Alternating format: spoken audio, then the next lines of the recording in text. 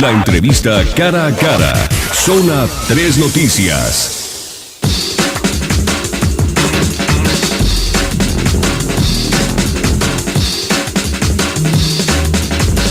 No, la mañana con 6 minutos. Tengo el gusto de recibir esta mañana en cabina de Zona 3 al senador por el estado de Jalisco, senador priista Jesús Casillas Romero.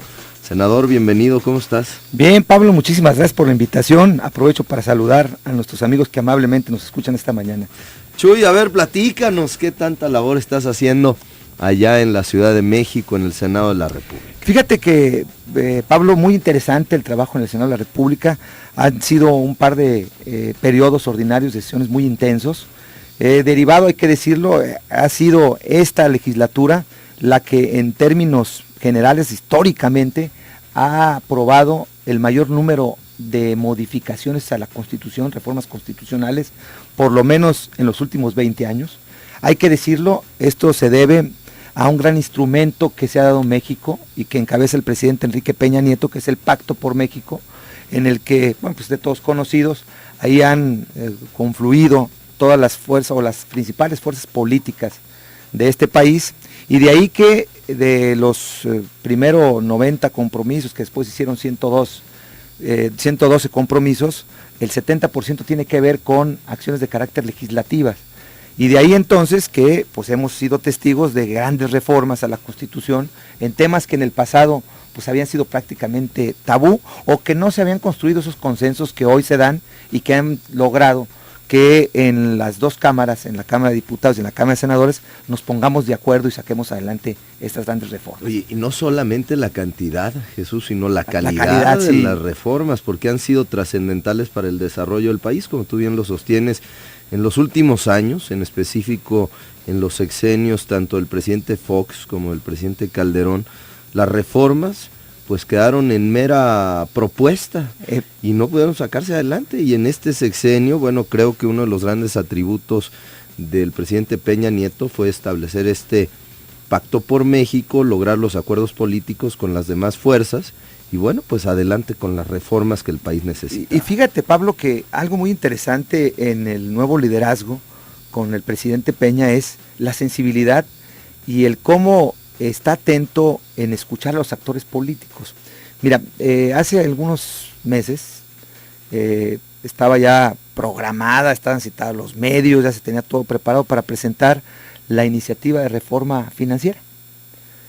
Por una cuestión meramente circunstancial, digo porque además pues, lo tengo que decir porque involucra a mi partido, una denuncia de desvío de presuntos desvíos de recursos en el estado de Veracruz, claro. Y que, bueno, esa ha sido la tónica también en nuestro país.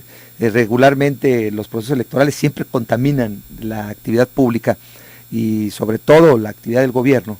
Entonces hubo un par de denuncias ahí en torno a unas sillas de ruedas, qué sé yo, una denuncia concretamente contra la propia delegado de Sedesol, inclusive hasta con la secretaria. La tuvimos en una comparecencia. Yo soy secretario de la Comisión de Desarrollo Social y bueno, estuve muy cerca en que la secretaria manifestó toda la voluntad de investigar, separó a los funcionarios, etcétera, hubo cambios y ahí estaba como en riesgo el pacto y bueno, con mucha sensibilidad en otros tiempos se hubiera presentado, ¿no? La iniciativa. El presidente muy prudente dijo no hay condiciones, por el momento posponemos la propuesta, ya que se lograron los consensos, los acuerdos, ya se presentó. Lo que quiero decir es que el presidente no está gobernando a capricho, no lo está haciendo por estableciendo un criterio y una línea dura, sino que aquí queda claro que sí va por el consenso. Y yo quisiera platicar, si tú me lo permites, pues de algunas de las reformas importantes que se dieron. Mira, entrando se presentaron con esta nueva figura que se establece en la inscripción de la iniciativa preferente. El entonces presidente Felipe Calderón presenta dos iniciativas, una que se turna a la Cámara de Diputados, que es la ley de contabilidad gubernamental, que tiene que ver con aspectos de transparencia, de orden, de cómo se deben de manejar los presupuestos, pero sobre todo la rendición de cuentas, que fue un instrumento muy importante, y las reformas a la Ley Federal de Trabajo, que tenía 40 años sin tocarse, y que fue una reforma de gran calado. Estamos hablando que prácticamente el 40% de la ley se reformó, se destacaron algunos cambios importantes, como pues el establecer normas para la contratación, el contrato a prueba, el establecer ya no la jornada obligatoria de 8 horas, en fin, que fue lo que llamó la atención y que de alguna manera... ¿Que se alcanzó a salir todavía con Calderón, va? No, él la reforma presenta... laboral? No, pero salió prácticamente en diciembre, porque hay que recordar que esa fue la que se envió a Cámara de Diputados, prácticamente se aprobó sin modificaciones. En el Senado hubo algunos cambios que tienen que ver con la transparencia y con la democracia sindical, sí, claro, que nosotros de alguna manera estuvimos anuentes en el grupo parlamentario. Nosotros en principio decíamos hay que sacarla porque urge, es una gran reforma y por 3-4 puntos yo creo que no valdría la pena detener estos cambios. Al final de cuentas hubo la apertura, y eso retardó un poco porque con esas modificaciones se regresó nuevamente a Cámara de Diputados y eso de alguna manera prolongó un poco la reforma. Al final de cuentas se aprobó y ya está publicada.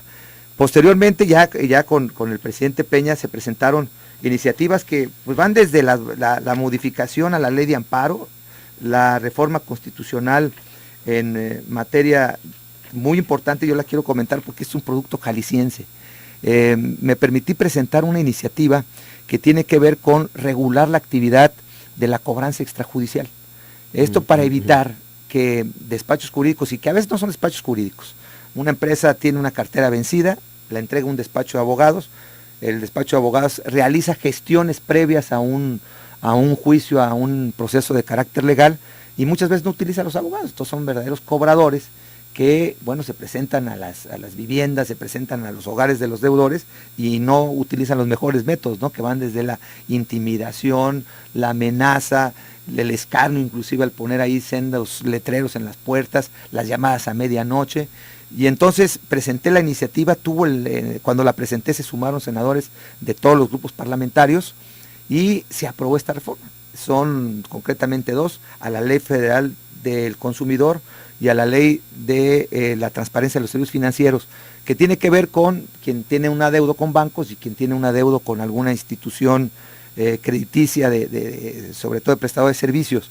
Entonces, quien utilice estos métodos, se establecen normas, ¿no? No se podrán llamar hay un límite para las llamadas, se debe identificar quién hace la cobranza. De alguna manera, pues tampoco se trata de propiciar una cultura no pago, pero sí defender la dignidad de las personas. Entonces, es una de las reformas que se aprueban y que se anuncian por parte del propio presidente como uno de los logros. Creo que hay otra muy importante que tiene que ver con la reforma en materia educativa. Ya se dieron 2 pasos importantes. Primero, la reforma constitucional, el derecho que tenemos los mexicanos a la educación, pero hoy el derecho de los mexicanos a una educación de calidad. Ahí se establece ya este comité, este Consejo Nacional de Evaluación Educativa. Ya nombramos a los consejeros y que tiene que ver con que ya de una vez por todas se establece que el ingreso y permanencia de los maestros pues deberá ser por méritos de capacitación, de actualización, y que de alguna manera pues esto lo que busca es precisamente mejorar la calidad educativa. Vienen las reformas secundarias, ya se están trabajando en ellas, pero sí ya hay una reforma constitucional que fue aprobada prácticamente por unanimidad. Hubo una reforma también importante en materia de protección a periodistas. Hoy por hoy la actividad de los periodistas es una actividad de alto riesgo, sobre todo para aquellos periodistas que cubren la nota policíaca. Casos como los que hemos visto en el estado de Coahuila, por ejemplo, en Baja California, en Sinaloa, donde pues prácticamente Tamaulipas, donde los periodistas han sido agredidos. Bueno, ya se establece ahí una modificación para que este tipo de delitos sean atraídos por la Federación y la Procuraduría General de la República ya entra en la investigación con la capacidad técnica que tiene para esos casos, ¿no? Ratificamos, el nombramiento de no menos, bueno, entre otros, a 3 ministros de la Suprema Corte de Justicia de la Nación. Aprobamos en lo que va de 2 periodos, alrededor de 25 nombramientos de embajadores, de cónsules, los nombramientos de los consejeros del Instituto del INEGI, también los del Instituto de Evaluación Educativa, el comisionado en materia de seguridad con las reformas, aquellas reformas también importantes a la ley orgánica del Poder Ejecutivo, en donde se le entregan más facultades a la Secretaría de Gobernación en términos para que ya no sea coordinación, ya prácticamente sea una estructura que ya no requiera de buscar los canales de coordinación, sino que ya en la propia estructura se establezcan los mecanismos para hacer más eficientes los procesos en lo que tiene que ver con seguridad, uno de los grandes problemas que tiene este país, y que de alguna manera ahí están. Digo, por nombrar algunas, aquí traigo una lista importante de las reformas en amparo, en prevención, la ley contra el lavado de dinero que también se aprobó, la ley de víctimas, la reforma constitucional en deuda de los estados y los municipios también que se aprobó ya y que de alguna manera ya establece mecanismos para evitar que se sigan endeudando de manera pues exagerada los municipios y los estados. Digo, ahí está un producto que le estamos entregando a la sociedad. Esto, insisto, derivado de esos acuerdos nacionales, pero también ha habido iniciativas que en lo personal hemos estado presentando y que han ido caminando también de manera favorable. Jesús, para conocimiento del auditorio, en el Senado de la República, el Senado de la República está compuesto por 128 senadores, ¿no? De los cuales tenemos 3 directos por Jalisco. Así es. En el inicio de esta legislatura, pues estaban el licenciado Arturo Zamora como primera fórmula, como primera minoría, se llama. Así es. Primera minoría, José María Martínez por el PAN, y después Jesús Casillas.